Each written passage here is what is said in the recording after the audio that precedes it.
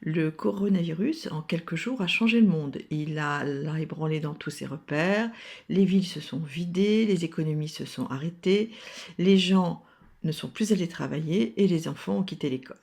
Sans parler bien sûr des milliers de malades et de morts à travers le monde.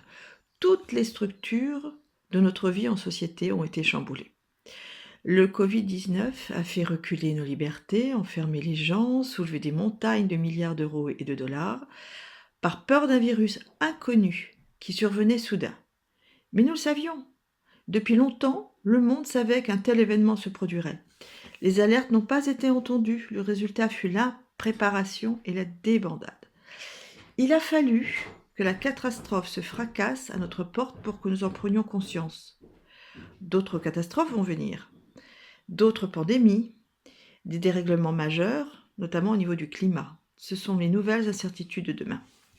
On les annonce, les scientifiques, les documents, les médias comme Up alertent tous les jours. Mais ils sont encore inouïs, non entendus. Si le coronavirus doit nous apprendre une chose, c'est n'attendons pas que la catastrophe survienne pour en prendre conscience. Agissons dès maintenant, anticipons le monde qui vient.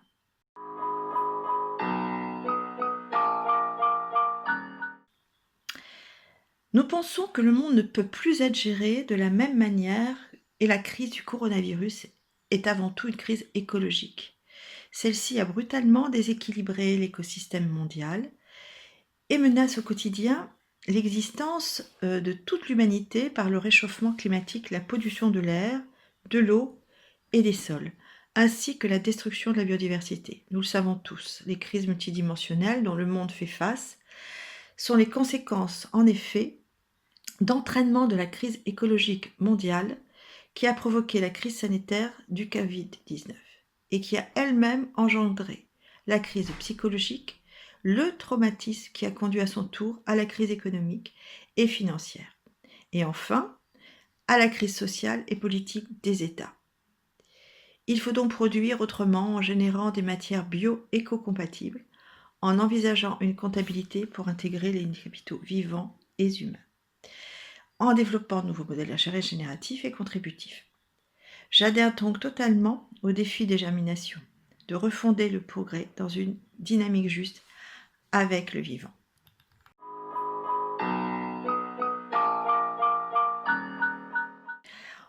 On aimerait bien redonner l'espoir dans la prospérité, croire en la possible et indispensable modification des modes de production, de nos modes de production et de consommation. Il faut repositionner les indicateurs de nos interdépendances aux biens communs comme l'eau, l'air, la terre, et redonner envie de vivre ensemble en incitant à reconsidérer tous nos modes de vie et de pensée.